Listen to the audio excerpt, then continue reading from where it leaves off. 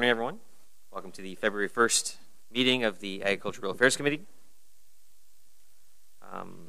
Just before we get into the agenda, this is something that I think Councillor Harder already announced at Planning Committee. Just a change in our procedure a little bit. Our normal standard procedure is putting the agenda items out 7 days in advance, so the agenda would have gone live last Thursday. But for those who have submitted comments and whatnot, they usually get the notification 10 days in advance on official plan amendment and zoning amendment files. So what we're going to do from this point forward is that on the 10 days out from the meeting, all zoning applications, official plan amendments, those will all be made public from 10 days in advance. So it gives those affected more time to see those items instead of just the folks that have submitted comments on them. So it's a good step. It gives, like I said, gives a bit more time. Some of these items are pretty, especially official plan amendments, can be pretty intense items. So giving that extra 3 days before they come to committee is a step in the right direction.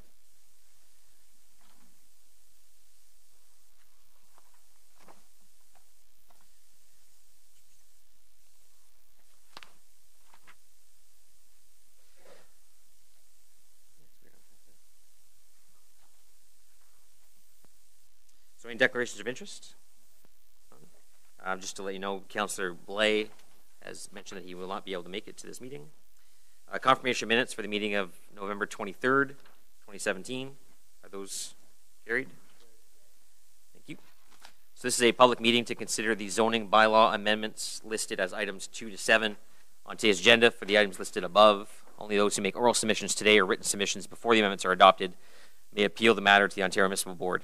In addition, the applicant may appeal the matter to the Ontario Municipal Board if Council does not adopt an amendment within 120 days of receipt of the application for zoning and 180 days for official plan amendments.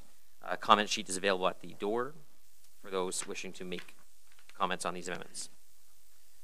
So item number 1 is status updates and inquiries for the period ending January 25th, 2018. Received. Thank you. Item number 2 is a zoning bylaw amendment for 2403 Huntley Road. We don't have any speakers on it. I'm just going to hold it. I have actually questions, so I'm going to hold it myself. Item number 4 is zoning bylaw amendment for part of 4534 Loggers Way. Item number 3, yes, sorry, that's item number 3. The number 3 is right in my face. I said 4 anyway, so good times.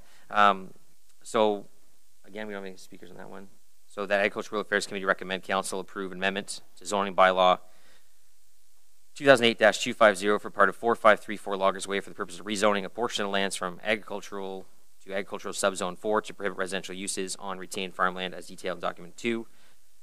And 2, that we approve the consultation details section of the report. So this is just one of the surplus farm severance zoning on the item. Carried. Item number 4 is a zoning bylaw amendment for 50. The real actual item number 4 is a zoning bylaw amendment for 5130 and 5208 Ramseyville Road. We do have speakers on that item, so we will hold that item. Item number 5 is zoning bylaw amendment for 4139 Moody Drive.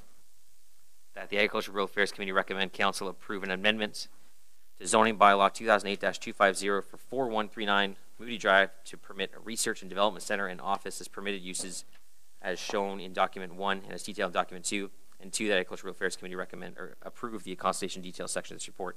This is ProSlide's application to build a research and development center next to their proposed water park over on at Moody near Brophy Drive in 416.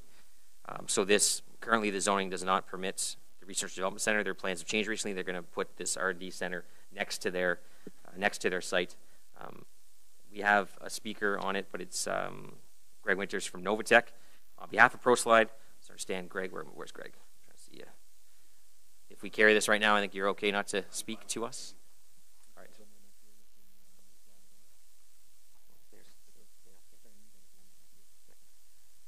So on that item, Carried. Thank you.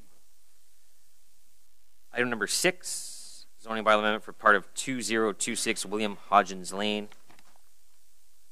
This is another surplus farm severance that Agricultural Affairs Committee recommend council approve. An amendment to zoning bylaw 2008-250 for part of 2026 William Hodgins Lane for the purposes of rezoning the lands from agricultural subzone 2 AG2 and agricultural subzone 3 to agricultural subzone 5 to prohibit residential uses on the retained farmland as detailed in document 2. And 2, that Agricultural Affairs Committee approve the consultation detail sections of this report. Okay. Item number 7 is Mantic area development, specific development charges. This is something we had done. We had approved a development charge for Manitic regarding future servicing. Unfortunately, we included a map in that. We missed a couple spots in the village, so this report just tidies that up. So the Agricultural Affairs Committee recommend that Planning Committee recommend that in respect of the lands identified in document 1 and the Mantic area specific development charges, council receive and approve the 2014 development charges background study as modified by this report. And 2, council approve the enactment of a development charges bylaw amendment in the general form attached as document 4, such that the Mantic area specific development charges will apply to the lands identified in document 1 in addition to the lands already subject to such charges. On item number 7. And item number 8, the Cassidy Municipal Drain, appointment of a drainage engineer that Agricultural Affairs Committee recommend council appoint Mr. Adam O'Connor as the engineer of record to prepare a report under section 78(1) of the Drainage Act to inform council on the current status of the Cassidy Municipal Drain and whether one or more of the projects listed under section 78(1.1) is required for the better use, maintenance, or repair of the drainage works or lands or roads. On item number 8. Carried. So we have a couple items that we'll go back to the regular agenda items, and we'll do these after. And we have someone's registered for open mic session as well.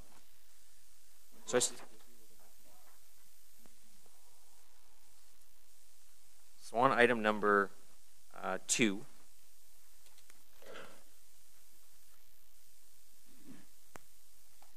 so this is an application at the corner of Huntley and Llewellyn Road to approve an amendment to the zoning bylaw to permit rural commercial uses on the property. There's currently a slate of uses that are already permitted under the current rural countryside zoning, but this would expand those uses to include some rural commercial uses, very limited in use. But just some questions. I had the opportunity to speak to a number of the residents along Kimini Drive, directly backing on to this site. And one of the ones that was, can you just go through just to where you get to the point where the permitted uses are listed?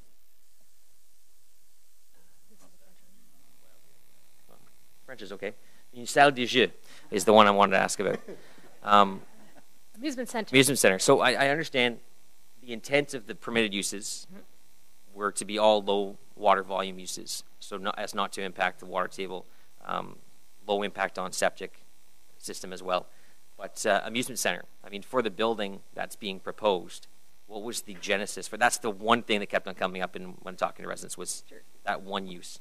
The water quantity, according to the report, Mr. Chair, is fine. It's the quality of the water that had exceedances in chloride.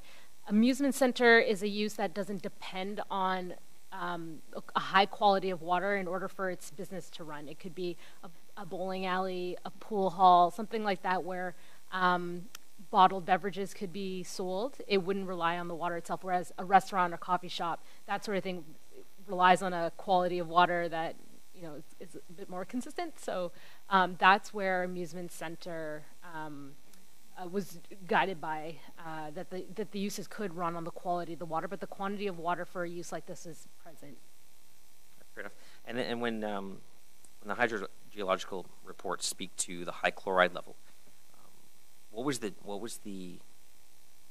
cause of that? Because obviously we have nearby houses on well. How come they don't have the same impact as this property? So that subdivision was built several years ago. I can't speak to the study itself that was done for that, but for this site, testing the water, we had them run several tests, and each time on different forms of that test demonstrated that there is high chloride in the water.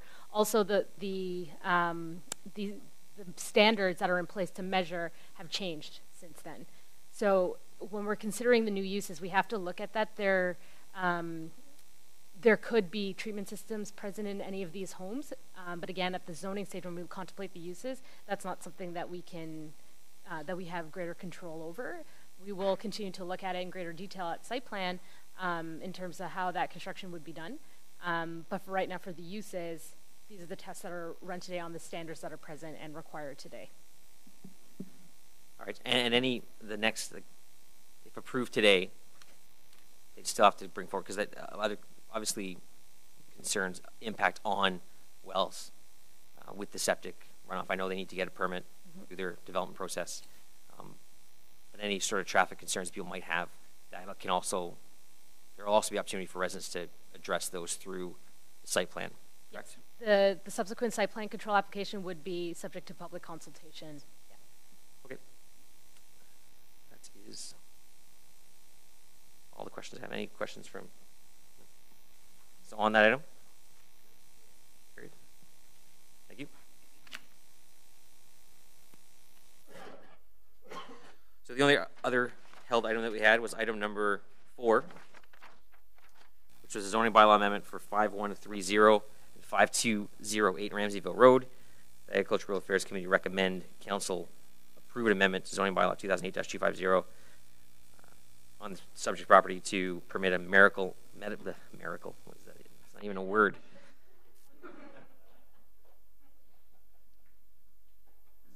Sound like George Bush. A medical marijuana production facility use, and to add specific zoning provisions for that use as shown in document 1 and detailed in document 2. So we'll do a brief presentation on this just so that members of the committee, members of the public are aware as to what we're looking at here, and then we have a couple delegations on the item. So Lorraine Stevens here is a planner on the file. Go ahead.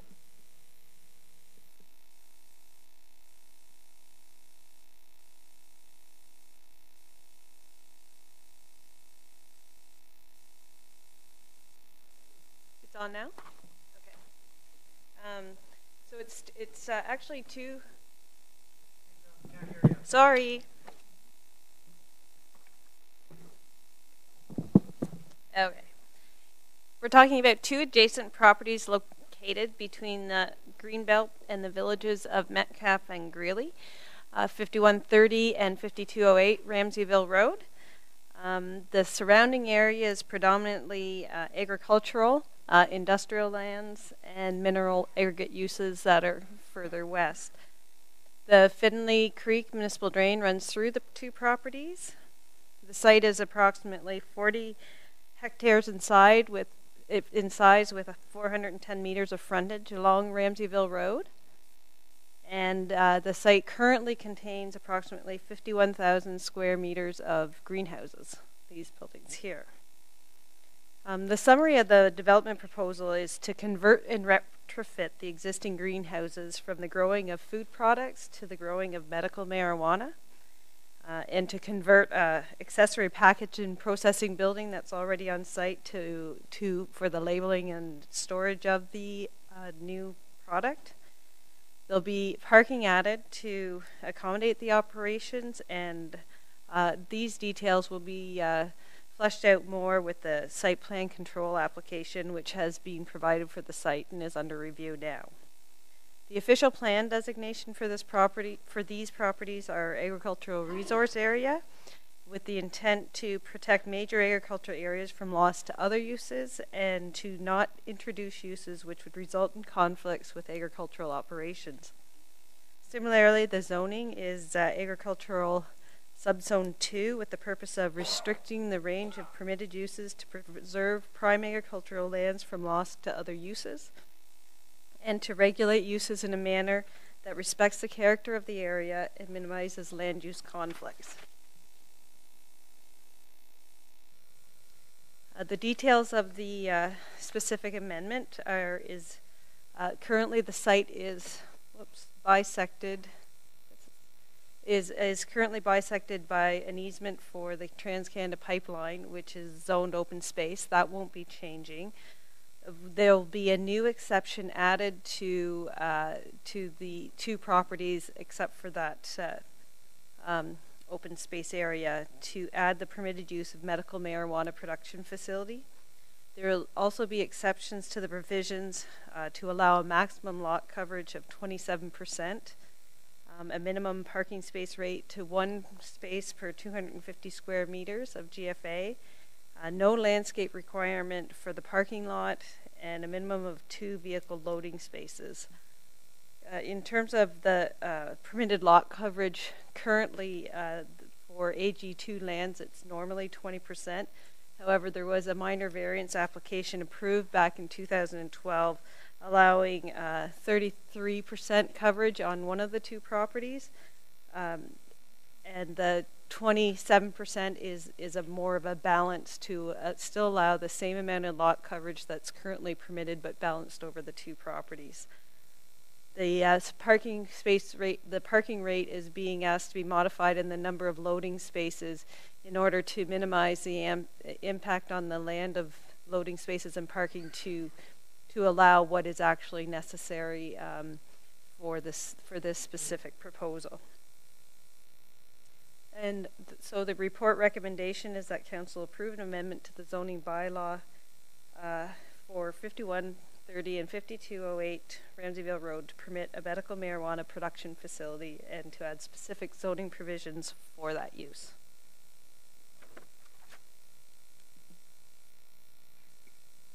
All right, thanks. Just before we go to our delegates, just a quick, this committee, this council, last council, we approved a policy for these types of facilities across the city. We did that, though, before the federal government was fully fleshed out their process.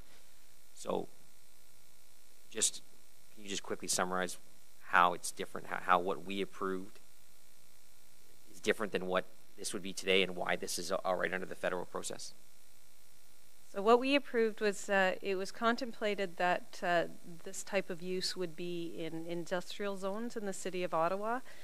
At that time, the staff had thought that was the more conservative approach to ensure that this use wouldn't be in inappropriate areas. The reason this is being considered now is we're looking at the specific content of the proposal, which right now the main thing about agricultural lands is you don't want to lose loss. You don't want to lose lands that could be used for agricultural production for now and in the future. Currently, crops are grown in the greenhouses, and that will continue. It will be a different crop, so the majority of this development is reusing the buildings that already exist, and the lands could easily be converted back to agricultural production if necessary, so they're not being sterilized from agricultural production. So if this happened to be an application on green space, brand new application on green space, converting it to this use, we might not look the same upon it. Yeah, if another application came forward, we would have to look at the specific merits of that application rather than just allowing it as of right. Fair enough. All right, thank you.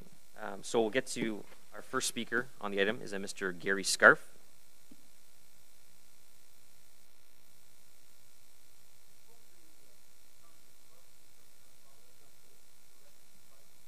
Can you? Oh no, because I need. I'm sorry. I just need you to speak to the mic so that it's recorded. Sorry about that, sir.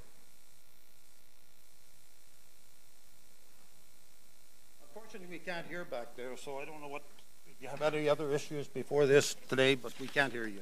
Oh, yeah. That's good. No, that's fine. You're good.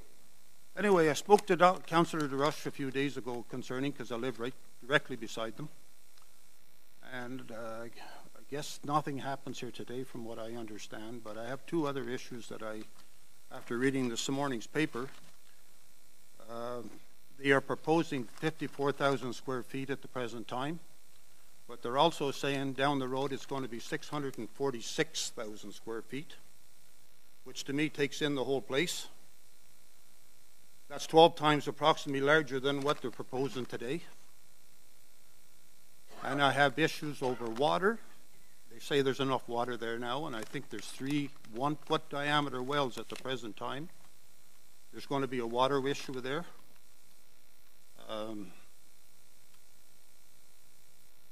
What I've been told, because I know the people that run that place at the present time, and they say there'll be approximately 200 people there working there. What's the septic system going to handle? It's not what they have there now is not going to handle 200 people. So there is many issues, and Councillor DeRush has the other ones, and I'm not going to go through those. So I guess at the present time I've voiced my opinion, and we'll see where it goes. Thank you. Thank you. Oh, sorry, just Councillor DeRuze I can ask. has a question for you or comment. It's okay, to my staff. I can direct it to staff. Okay, sure. It's okay. You can. It's okay. It's okay. Thank you. Lorraine, we heard the concern that we have from Mr. Scarf. Now, the amount of the water and the way for the drainage and the drainage plan, is that part of, with this part of the right now, or are we going to wait and we'll look after it when we do the site plan approval? There's currently an application in for site plan currently, and that application is being reviewed, and the details of the drainage and septic system and water usage, and that will be looked at more detailed at that time. However, there was sufficient information in the studies provided to demonstrate that it is possible to have this use on the property, that we will be able to have sufficient water quality and quantity and an appropriate septic system. And so that basically, when you do the when you do that review, basically before they get the site plan approval, we're gonna make sure that the sufficiency of water and making sure all this study has been done completely to making sure that there is no impact on the surrounding area. Yes, no additional impact. I would like to note that drainage will be reviewed in terms of there'll be no additional drainage will leave the property as it is, but in terms of if there's any issues with the current with the properties currently, where it's not going to necessarily improve the situation, but it's not going to make it any worse. Okay, so basically the other issue, there is a maintenance around the property. Will that also looked at the next when you do the site plan approval? That's not covered under planning approvals. That would be more of a property standards issue. It has been indicated to me from the applicant that the property owner will be looking at that and is aware of there being an issue and plans on addressing it. Make sure you include me also on the site plan approval when it's come for me for circulation. Can you do that, Adam? And a little bit elaborate on the whole plan, how it's going to impact the community and the surrounding area, please. Oh, okay. Just before we get to any more questions to staff, because they're not directly related to the speaker, we do have another speaker. I think it's important to have them come speak because they are the applicant. So I'm just going to invite Mr. Jacob Bolduc from Faut-10, Peter Aboud from Livewell, and sorry, there's a crossed off. It's Sean something. It's like crossed off halfway. Let's go with Sean. Sean from Livewell as well. Your last is Holy. See, okay, so it's something was here and then it was crossed off and then it was. Anyways, you're good.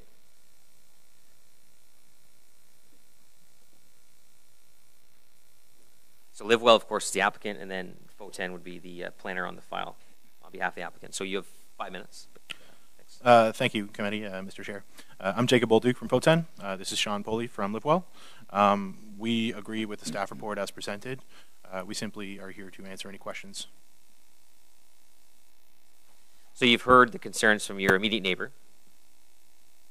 There's not a lot of neighbors here, so the fact that there's one specific neighbor that took the time to come here and speak to his concern, can you comment on the points that he made, his concerns that he has? I'll reiterate what's been said before. A lot of these issues are dealt with at site plan, and we have applied for that already. We will be submitting additional studies as required by staff with regards to drainage and other issues that have been presented. In regards to a few of the other comments that may have been said, perhaps the owner, Sean, can answer those a little bit better, or Peter. Peter is also signed up as a delegate. He's with LiveWell as well. It's Peter Aboud. You're all signed up together, so.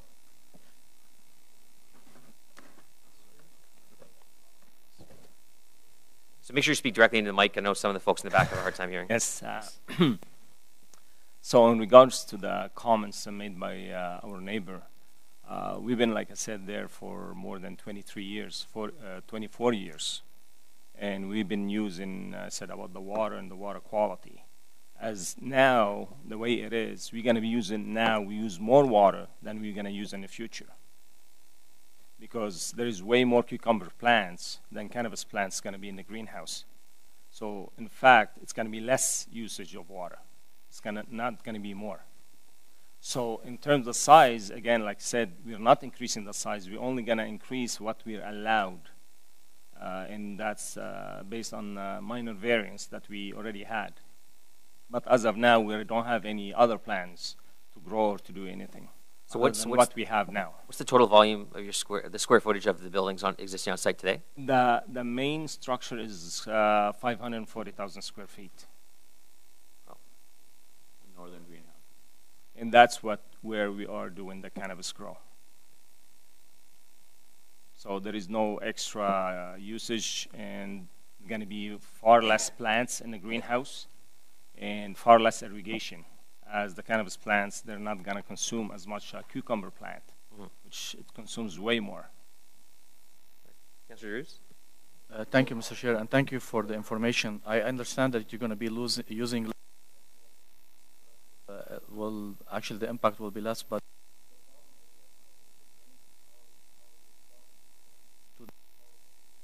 and can you please, so you have two property, 5130 and 5208. In the current operation right now, where is Mr. Scarf's property, and how he's going to be impacted with your new changes, or if there is, from your operation day to day right now, what's going to your name? There's no change. In the structure, there's not going to be any changes whatsoever. We're not adding any more structure, so there is no changes whatsoever. So the water is going to stay, like the flow is going to stay the same, really. Okay. So, and you'll be looking after your ditches and... Absolutely, that's our responsibility, so we'll be taking that. Yeah, in regards to drainage and stormwater management, it has been identified as a required study for the site plan control process. So that will be addressed in a report at site plan control. Yes. Okay. Thank you. All right, thank you. Any further questions? Staff. All right, thank you. Thank you.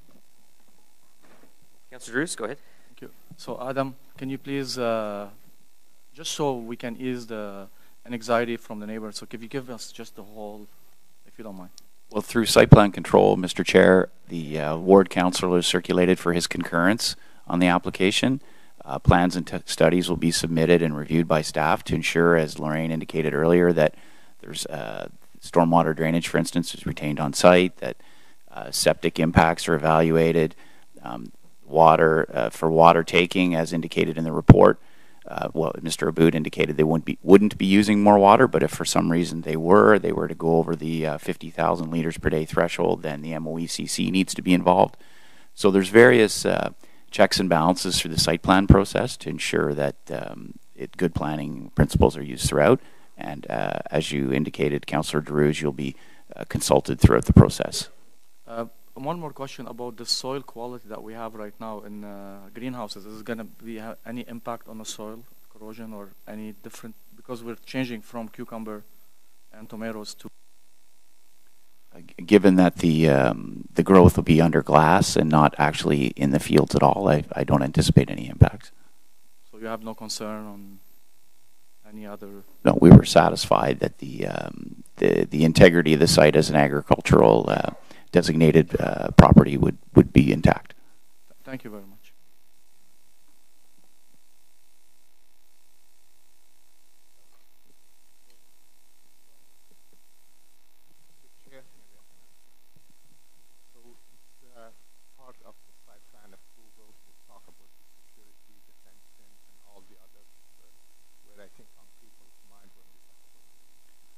That'll be evaluated through the city site plan process, but essentially the proponent needs to fulfill their obligations to Health Canada, and Health Canada has some, from my understanding, requirements of the proponent with respect to security and fencing, so they'll need to fulfill those requirements to get their license from Health Canada.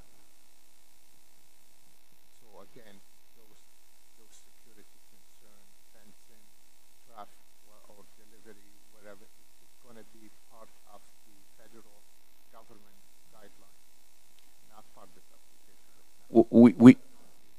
We would review it through site plan. We're going to review how their site will be configured, but certainly approval. They will need certain approvals through Health Canada. Have you checked with other area outside Ottawa who already have, some comes to mind, southern Ontario, they have a couple of places where they already started the drone. Like, have you checked what the requirements? I didn't look at other sites in that, but my understanding, and perhaps the applicant can speak, or the property owner, better than I, but my understanding is that the requirements by the federal government are much more stringent than even what the municipality would be. Okay. Thank you, Councillor. Councillor Hubli. Thank you, Mr. Chair. Can you just walk us through the process that if this is approved today at this size, what would the applicant have to go through to grow this 12 times the size that we're approving? How much public input and involvement would there be in that process? In terms of the next part of the development, it's site plan where the application has been provided. The site plan does not require public consultation, so the public consultation at this point is is right now. The first phase of the development is just for the top portion, and I believe about 5,000 square meters of the greenhouses, or roughly 10% of the greenhouses that exist now on the two properties, are for the first phase of development. So there is the possibility that I can't speak to the federal requirements or Health Canada requirements, but we could see production of medical marijuana as early as the spring. That's not my question. My question was, what's the process to get from this size to 12 times the size that we're approving today? What's the public involvement and what studies and so on will be required before they can grow it that fast? If we approve it at this size today, we're not approving at 650,000 square feet. So what's the process to get from here to there? That's what I think the gentleman in the back was asking about, is how does that all happen? How will that get approved? So right now there's a site plan application, so that if they want to go move on beyond what the site plan application exists for right now, they would require an amending site plan application, which may or may not require public consultation.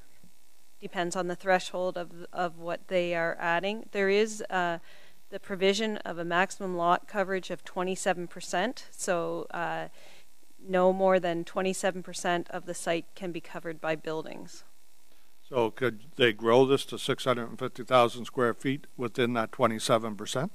Sorry, I can't really speak to square feet. I'm thinking in terms of meters, but in terms of the buildings that exist on site and up to including 27% of the site could all have, except for the processing buildings, could all have medical marijuana grown in them. Okay, thank you.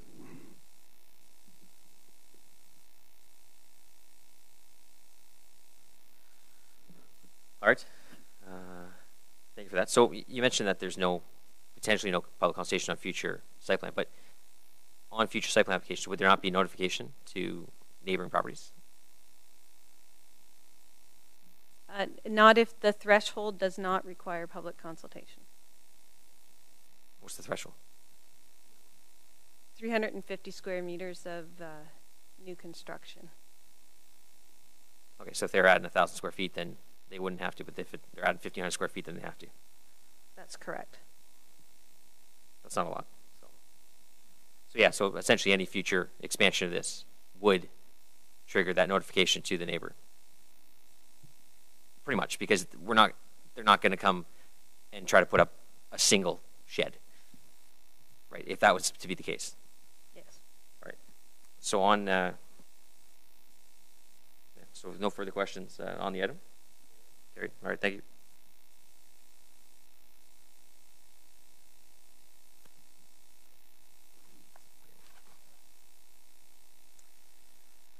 So I know we have two additional items. That's it for the regular agenda. We have two additional items. I'll just ask Councillor DeRuse to put forward his item. Go ahead. I think both require addition to the agenda. So can we approve that the additional item be added to the agenda? It's a deferral development charges for the proposed Medcalf Fair building. Carried. Great. Thanks. Okay, thank you, Mr. Chair. This motion will speak for our Metcalf Fair fair building that we.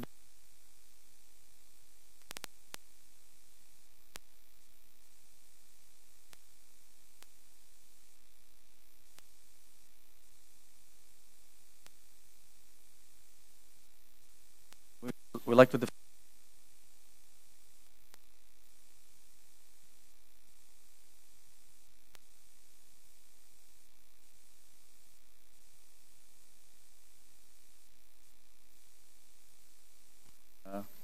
Talk about it after, but be resolved, the Agricultural and Rural Affairs Committee. Okay, so there's be resolved. Okay, there's be recommended council. Number one, defer the requirement to pay development charges under the Development Charges Bylaw 2014 until such a time as council has indicated a new development charges bylaw, and two, that the amount of development charges to be paid in accordance with number one above be the amount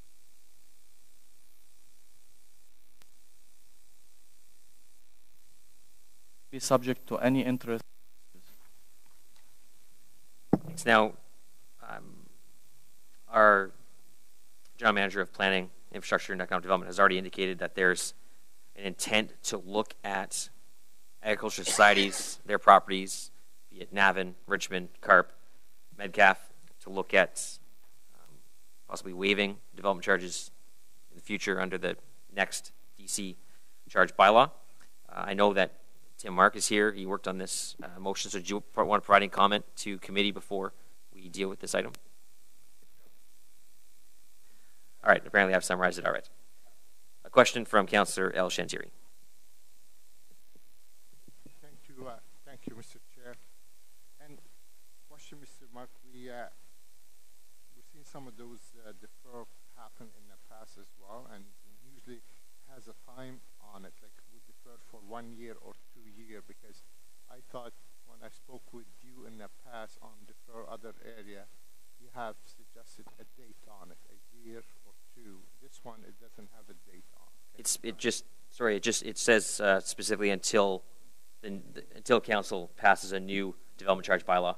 So it's I wouldn't exactly say it's indefinite, but the intent would be to review the development charge bylaw during the next term of council and approving that next term. So it would. And the development charge will be looking at all the agriculture. Yes. So, Mr. Chair, the city must enact a new development charge by May 2019. Otherwise, there will be no development charges in the city of Ottawa. So we are talking by May 2019. So there's a strong incentive for the development industry to have us not do that. I know Councillor Hughley, who has been involved quite heavily in development charge discussion, says that we've already started that process. But just making a joke here. Come on. Councillor Drews, do you want to make a comment on that, on your item? Yeah, Mr. Chair, I honestly, as an Agriculture and Rural Affairs Committee member and Vice Chair, and I know under your leadership, has been a very difficult topic for all we have in the city of Ottawa, between Navan, Fair, Richmond, or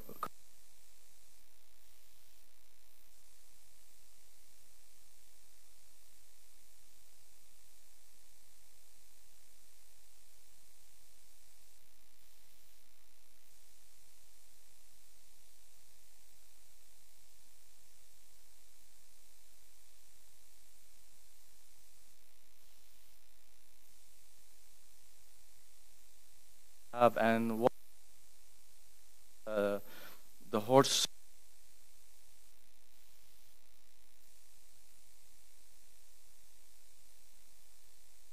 important that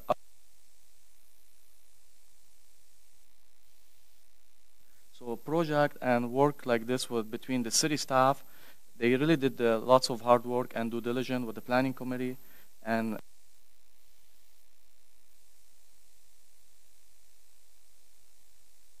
not trying to work for stays vibrant, and we keep making sure those fair are open, and then so the resident in the city of Ottawa and rural Ottawa can enjoy and interact. So I just want to bring that, because there is lots of work happened behind the scene to make this happen. Thank you very much. I concur. On the item. Great, thank you. Now I must rescind my hard-earned chair to Councillor DeRuse temporarily, because I just have a motion regarding the Twin Elm. It's Twin Elm. I should have caught that, as opposed to Elms. You'd think Twin Elms. You'd think it'd be Elms, but it's actually Twin Elm. So I did bring this. So yes, we already added, so you can just go ahead and introduce your motion. I haven't added this one yet. Only yours. So you have to approve adding it. Okay. So can we approve that, waive the rules to Councillor Moffat present his motion? Thank you. So the item is the city has a municipal capital facilities agreement with Twin Elm Rugby Park. It expires in 2025, but they're currently going through a process to add solar panels to their building. As a result, they'll need their lease agreements or the capital facilities agreement to be extended further in order to accommodate the contract. So the motion is therefore be resolved that Agricultural Affairs Committee recommend that Finance and Economic Development Committee, one, consider this report at its meeting of February 6th, 2018, and two, recommend that Council approve an amendment to the agreement of purchase and sale such that the date of closing in the municipal capital facilities term be modified from December 31st, 2025 to December 31st, 2039, and delegates the General Manager, Recreation, Cultural Facility Services, and the Director of Corporate Real Estate Office the authority to finalize and approve the terms of any required amending agreements in consultation with the City Treasurer's Office, and authorize City Clerk and Solicitor to forward any required amending bylaw to Council. Essentially, this is actually a good thing for the city, because I don't think anyone at the city is in the financial wherewithal to be taking over Rugby Park at this time. I see Paul Landry's over there. He's nodding his head because he's not exactly flush with cash. He'd love us to give him more, but I'm not sure if running a rugby park is the priority for the city at this time. So this gives them more time. Putting the solar panels on their roof, of course, is going to help them financially as well and environmentally. So on the item. On the item. There you go. Gary. Good. Thank you. We'll give you back the chair. Oh, I now have the chair back. So no in-camera items. Open mic session. We have one registrant for the open mic. I think he's new here. His name's Ken Holmes. Been here.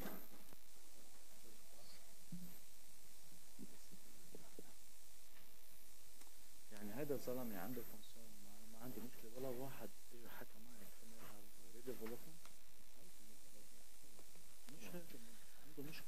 I believe Ken is here to talk to us about rural paratranspo.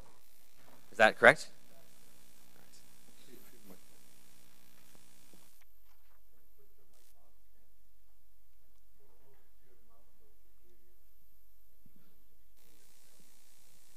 Maybe maybe the speakers were turned down. I'm not sure in the room.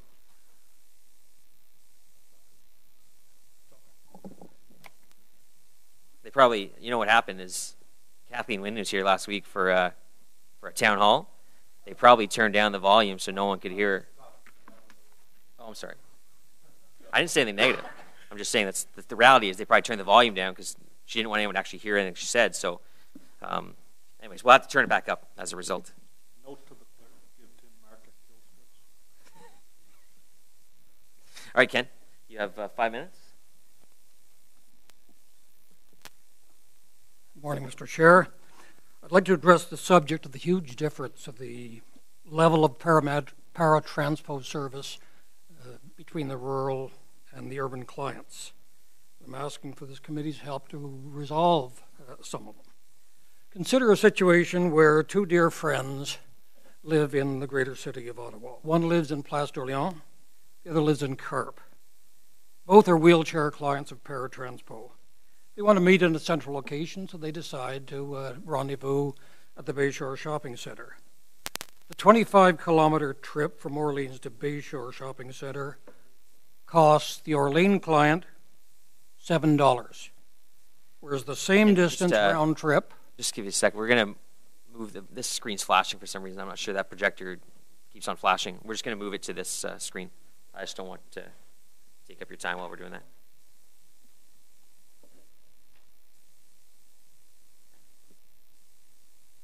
It's like strobing in my eyes.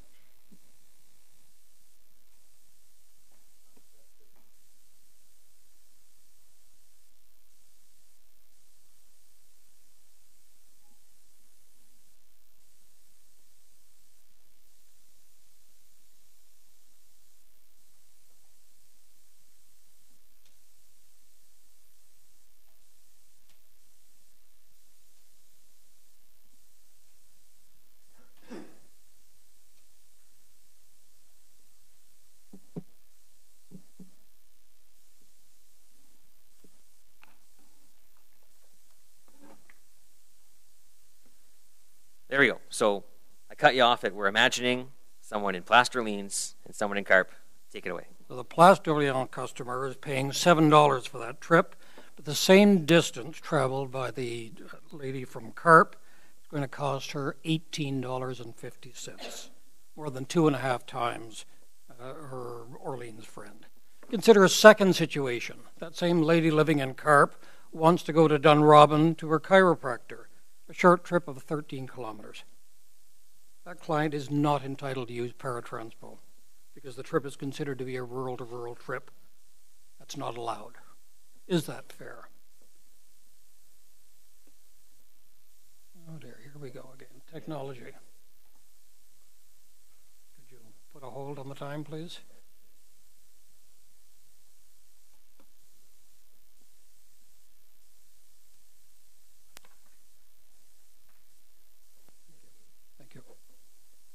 Put some numbers to the situation. Rural residents pay the same paratransport portion on their tax bill as the urban residents. Rural residents are not permitted to use paratransport for a trip within that rural area, their neighborhood that comprises some 90% of the area of Ottawa. On a per capita basis, rural residents use paratransport only about 1/5 of the rate of the urban residents. And rural residents pay a fare almost 3 times that of an urban resident, irrespective of the distance of the trip. Next, please. I've advocated for a serious review of the rural-urban inequities since at least Rural Summit 2. OC Transpo, at a recent meeting with the Seniors Roundtable, indicated that they were open to consideration of improvements. If you agree that there's a need for improvements, there'll have to be a significant voice from this group of rural councillors in order to effect a change. When I discuss rural transport service with staff and urban residents, I frequently encounter 2 rationalizations behind maintaining the status quo. The first one is that it's a citywide service and everybody should pay the same. Second is that the cost of the average ride in the rural area is much more, so it's reasonable they pay a lot more. To the first item of it being a citywide service, I remind of the constant reassurance that staff gave during the stormwater management public consultation sessions. We were constantly reminded that we should pay according to the level of service being provided. That principle is not being practiced with paratranspo, and we pay a greater increased fare for the lesser service that we do receive. As to the second point on the average distances, that's an unfair comparison when you look at the charts. The shorter local trips that might have been taken in the rural areas are simply not allowed, so they don't figure into the equation. And if distance is a key factor, why do we not employ a zone fare system across the entire system? The rural community centers have become increasingly involved in compensating for the transpo deficiencies, to the extent that they're now providing rides in almost 3/4 of the rate of the numbers of paratranspo and about half the cost.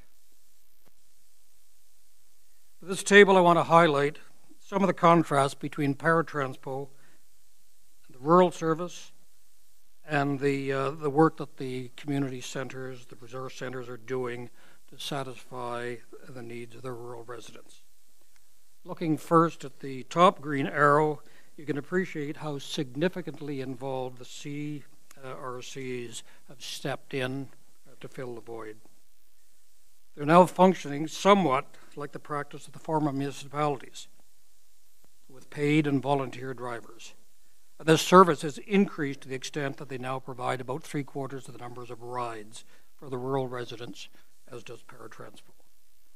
At the center three-headed arrow, you can see that the community resource centers have set their fare model for their longer distance trips to be somewhat similar to that of paratranspo in order to manage the demand. But the paratranspo fare for a rural passenger is 2.7 times that of an urban client. Finally, the bottom green arrow, you can see that these resource centers provide their essential service at a cost about half of that of paratranspo. The rural community resource centers have been doing a great job in helping to meet the rural transportation need that's not being addressed by paratranspo. Indeed, with changes in their delivery models and some reduction in fares, the Western Ottawa Community Resource Center has tripled their clients over the last year. The City of Ottawa would be well advised to consider introducing a system to provide paratranspo type service to the rural areas that merges the strengths of the paratranspo model with the demonstrated successes of the rural resource centers. And the resource center component of any combined model should be funded directly from an annual budget with sustained funding, as is done for paratranspo, not relying on the vagaries of opportunity funding. Speaking of opportunity fundings, we've recently been advised that some potential opportunity for financial assistance is available through the Vehicle for Hire Accessibility Fund. And the CRCs are now considering submissions. They're looking at the possibility, but it has a serious disadvantage of not being sustained funding. And improvements without the confidence of that continued funding is difficult to gain. Some possible applications of that $450,000 fund are an allocation of about $35,000 would cover the costs of the taxis that the resource centers contract to provide the service for the extremely handicapped. And about 790 one-way trips are in that category per year. Similarly, a $34,000 allocation would allow the rural community resource centers to support some 7,800 annual rural clients, those that are paratranspo registrants, by reducing the fares for the rural clients to the same rate as the urban clients. In conclusion, I hope that you can see that there are huge inequities between the provision of paratranspo service for rural clients compared to the urban clients. We pay the same tax rate for much lower service, and our fares, We pay the same tax rate for much lesser service, and our fares are considerably higher. If there were a rural summit process, we could address this problem through that mechanism, but there isn't. So I conclude my presentation with the rhetorical question, what can the rural councillors collectively do to gain a better paratransport service for our rural clients? Thank you. Thanks. And I know Councillor Blais is actually the chair of the Transit Commission, but he's not here today. Can you provide me with can you just email me your presentation? We already have it. Perfect. So Mark will get it to me. I will say that we do already partner. I think you know this. We do already partner with the community resource centers. We have an annual fund. It was $600,000 in the 2017-2018 budget. It's been increased to $700,000. That money goes directly to the 3 CRCs in rural Ottawa to provide transportation in the rural area. As for the vehicle for hire, $450,000 coming in, and that is sustainable. That's sustainable. It's annual. And the problem, one issue that we did have with it, from the time we established it in 2011 to this year, we weren't increasing it with inflation. That was an issue. We addressed that by putting in the extra $100,000 in 2018. It'll now increase the inflation from here on out. So not only is it sustainable from going forward, it'll also increase annually as it should have in the past. But yes, I've also talked to Ross, and I'm sure the other CRCs are looking at too, the vehicle for hire accessibility, the $450,000 from Uber, and hopefully future vehicle for hire programs in the future that come online that will also build that account. I've told them to get in touch. They have already registered. I know Ross has already registered to be at that meeting. I think it's February 15th of this month, obviously. That's correct. Just said February. Anyways, sorry, I say things in my head and then I think about them, and February 15th of this month makes no sense. That's obvious. And anyways, scatterbrained today.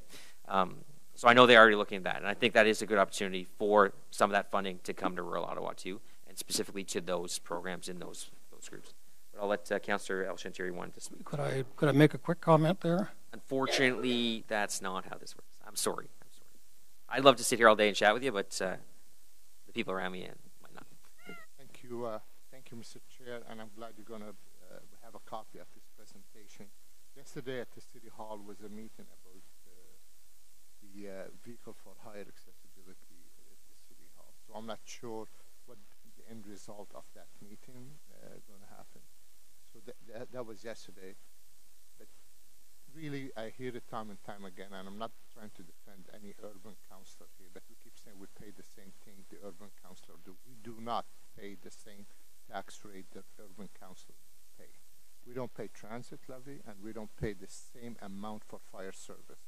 So we have to be clear when we say this, because we lose credibility when we start harping on something really is not there.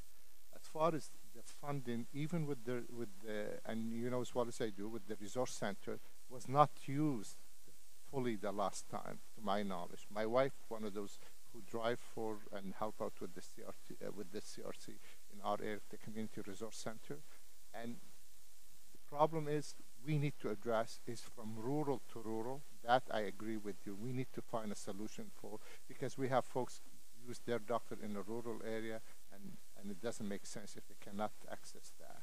That we need to address, and we want to work with our colleague Stephen Blais about this. But just to suggest seriously we pay the same, I really have to make sure we remove ourselves from that, because we do not pay the same. Thanks. All right, thank you very much. So I'll take, you had some comments and there's some questions. I think they're better addressed by OC Transpo, by the folks at Paratranspo. Pat Scrimger, Detroit Charter should be able to help with that. So we'll take your presentation. We'll pass on those comments to them. We'll get some responses to you, and I'll get those to you. All right? Thank you. Thank you.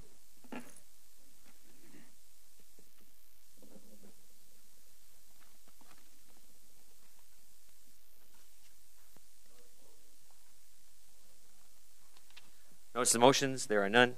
Inquiries. Matthew Fleury's not. No, so there's none. Other business. None. On adjournment. Carried. Thank you.